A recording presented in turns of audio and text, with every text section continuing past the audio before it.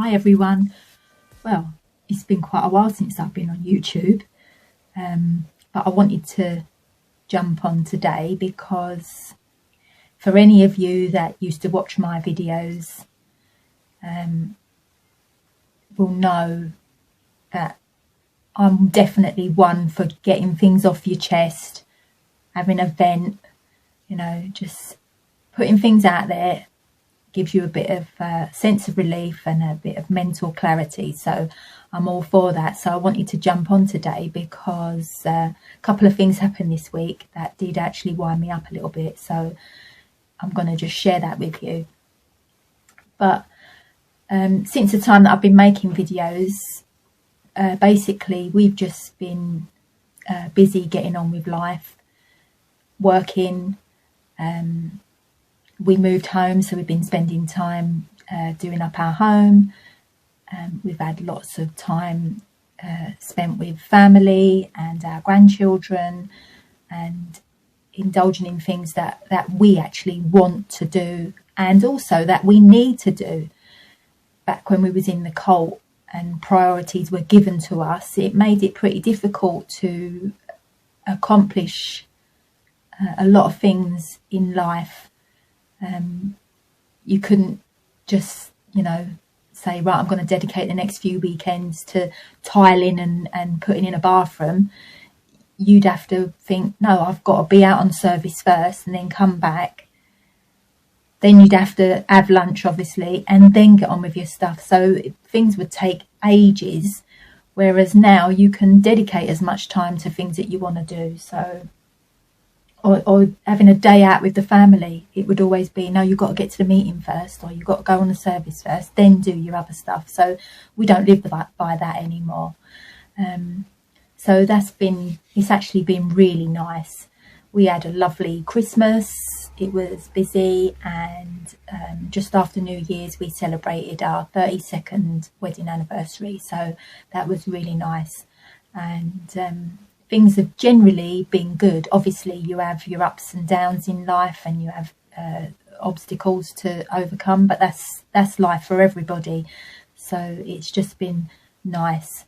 But a couple of things happened this week that really did wind me up. So I wanted to jump on and just have a little vent, get some things off my chest.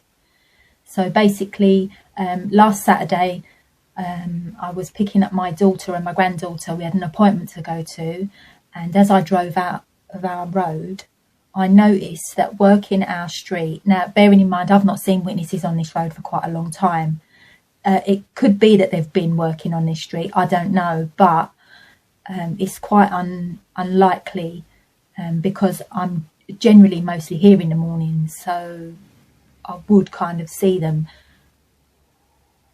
But yeah, my mother-in-law was working this street all by herself. There was no other witnesses. It was just her. So I did actually want to stop and have a chat. Or should I say, have words. But I was quite pushed for time, so I didn't. I went and picked up my daughter. I got my granddaughter, and we had to pop back here before we went on to the appointment and saw my mother-in-law again. I thought, no, I really haven't got the time to do it. Popped indoors, let Nathan know that his mum was outside, and then we had to shoot off in the car. So it weren't a major annoyance, but I was frustrated that I didn't have the time to stop and say a few things to my mother-in-law. We've had quite a few issues gone on in the past few years, and the JW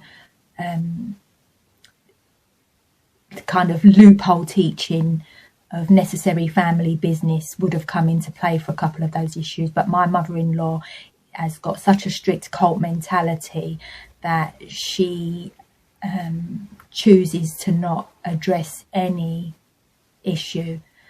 So there's been some couple of serious things, but yeah, so I do generally call her out on her shit when I see her, but I didn't have time on Saturday, so that was a bit frustrating. Anyway, we went to the appointment, we had a nice day, and that was all good. Then Thursday morning, my daughter had a knock at the door, and it was two elders from Brandon congregation. Well, I'm presuming that Brian is now an elder. It was Brian Cripps and John Green. Now, I've made a video all about John Green. I can't remember, I think I called it Inspector Green. So he was one of the elders that was on her judicial committee. So he was responsible for asking her intrusive, personal, degrading questions on her judicial, bearing in mind she was around the age of 16 at the time, which was highly inappropriate. So he was there, and his sidekick was Brian Cripps, who I'm presuming is now an elder. He was never an elder back in the day. But a side issue on that, I'm going to make a video about it actually if I get the time. Brian Cripps, if he is an elder, is not qualified for the privilege, which was known amongst the other elders at the time. So if he is now an elder, that means they've chosen to overlook a major biblical and JW teaching. I did bring it up at the time, but their teaching on a lot of things is that if the wider public don't know about it, or if it's not bothering enough people to make an issue about it, we're not going to say nothing and we'll just make him up. That's how they reasoned out making up men that had allegations of child abuse. So it's quite a serious thing really, that they overlook a lot of stuff. But anyway, that's a by the by issue. I'll do another video about that. Anyway, so Brian and John turned up. Oh, just another thing, you might recall, Brian, if you did ever watch any of my videos, we had a bit of a cat and mouse sport of my car crashes, because when I used to come out and do car crashes, and most of the witnesses would either stand there and not say anything, or they would pack up and go as soon as they saw me coming. But Brian took it upon himself to try and bring the car out at any opportunity when he thought I wasn't there. And then I would always have people that would phone me or message me and say the witnesses are in the high street, and I would go down with my boards or my signs, raising public awareness and protesting, stuff like that. And sometimes he would like pack up, walk round the corner, peek round the corner to see if I was gone, come back out with a cart, or go and hide in his car. Or it became like a bit of a game. It was quite funny on some occasions. So anyway, Brian's a bit like that, so it's quite funny. So yeah, they called on my daughter's door. I know that they didn't intend to call to upset her, right? That wasn't their intention. But regardless of the intention, it is highly insensitive of them to just call without any prior notice, without sending they could have put a note through the door saying, would you appreciate a visit from us? Would you like us to call? But nothing like that. They just turn up out of the blue. So they don't really know what you're dealing with at the time when they just turn up at their door. They've decided it's appropriate for them because they happen to have a day off work and they're out on the service. So it's good enough for them to just come and knock on your door. So I was quite annoyed about that. They were like trying to gauge if she would ever go back to the cult, which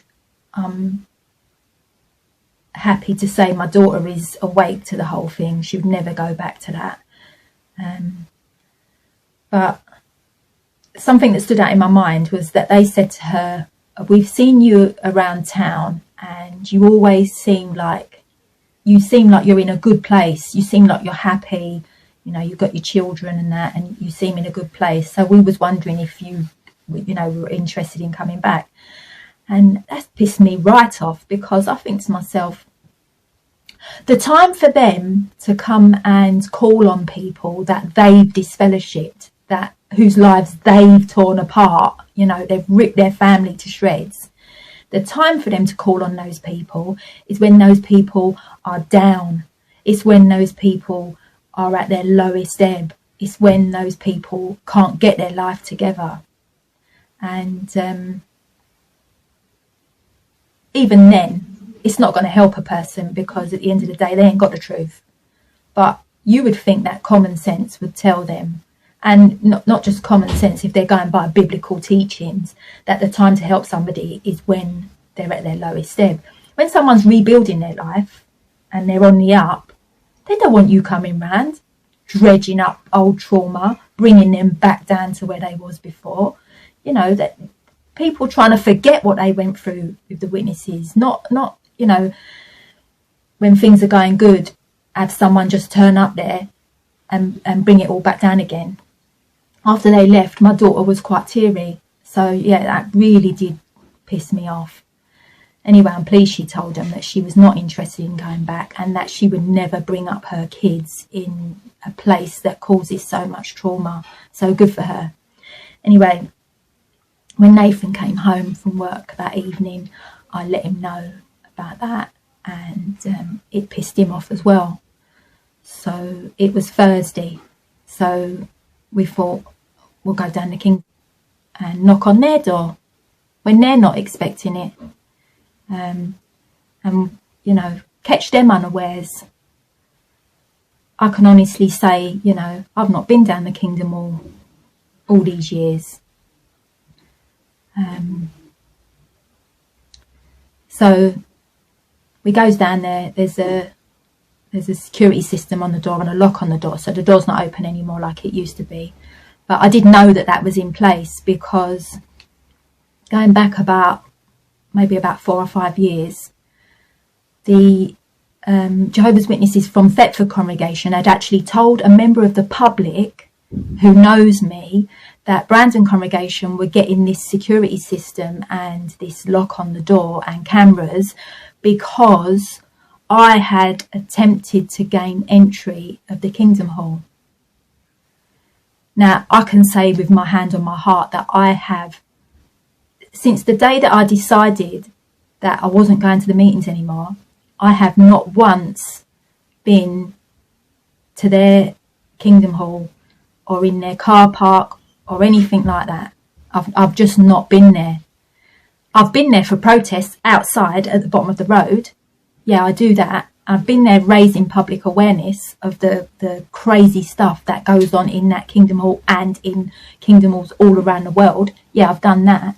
But I have not once tried to gain entry to their meetings. So that really did annoy me back in the day, that they tried to kind of tar me with some kind of criminal activity. I've never been back to that hall.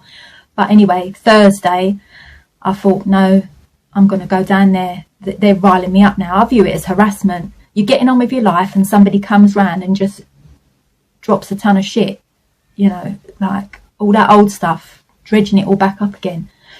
So we goes down to Kingdom Hall. Security systems, it's all locked. They're all in there. You can hear the meeting going on. So we ring the bell, no answer. Knock the door, no answer. Ring the bell, no answer. Lock the door, no answer. They've got 2 doors on the Kingdom Hall. So they've got one which is the main entrance door, which takes you into the lobby, and the other entrance door, which is the fire escape door, is just along from that door, but that leads you into the main hall, adjacent to the platform. So we're knocking and ringing on that door, and then I thought we'll just go up and knock on the other door. Then they're just trying to ignore us. So it's a bit of a taste of their own medicine, really, because that's what they do on people's doors when they go, you know, they'll knock on one door, they'll think you're in round the back and you can't hear them knocking. So they come round and try and get your attention round the corner. You know, it's not on. Why shouldn't they get a taste of their own medicine? You know, they feel free to take it upon themselves to go round knocking on people's doors, disturbing them, whatever they might be doing. They come there, they knock on your door, and then you come to the door and you have to tell them to clear off. So yeah, we knocked on the other door, and I could hear the meeting came to a standstill, and but no one comes to the door. And I just thought to myself, surely a brother in there would be thinking that the right thing to do would be to just come to the door, and they don't have to let us in, but come to the door and just say, look guys, it's the meeting, I can see you're agitated, is there anything I can help you with, you know, whatever. And we could have just let them know, you know, we don't want you guys calling on our family's house. Like, it's not on. Don't do it. It's dredging up bad stuff. So just leave us alone to get on with our lives. Just do your thing and call on other people. Do you know what I mean? Don't come round to us no more. But anyway, they didn't answer the door, and I thought to myself, they are absolutely utter pussies. Like, I don't know how many men would have been in there, but there would have been a fair number of men in there. For them all to just be like, oh, lock the doors, we're all sitting inside, don't say anything, you know, basically hiding. I just think, like, that JW mentality is absolutely emasculating. Like a bunch of girls in there, you know, like pussified men that they've suppressed their natural manliness, right? And they've turned them into women. Like, all that kind of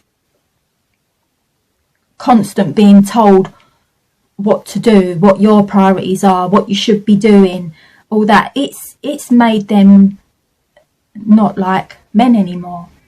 Like, they're just like what they want the women to be, submissive, docile, that sort of thing. That's what they're like. And yeah, I just thought, mate, absolute cowards. So I didn't get to, you know, request that they don't come knocking at my family's door anymore. So I'm going to have to seek another means to contact them and let them know how inappropriate it is and how it feels to have that happen.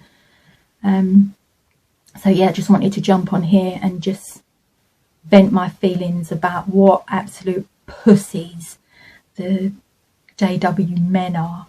Like, couldn't even like come and answer the door. What did they think we was going to do? It was a husband and wife at the door. It ain't like it was a group of bloody vigilantes or anything. We came as a couple to just speak to them or let somebody know that they can pass on a message. Don't call on us no more. Anyway, I will get my message passed on. But yeah, I just wanted to jump on and express myself. So I hope everybody's well. Sorry, this has gone on a little bit. You know what I'm a bit like. So I hope everyone's well, and I wish you all well. But for the JWs, I don't wish you well. I just wish you karma. You know, I hope what you do comes back round and bites you on the backside. So anyway.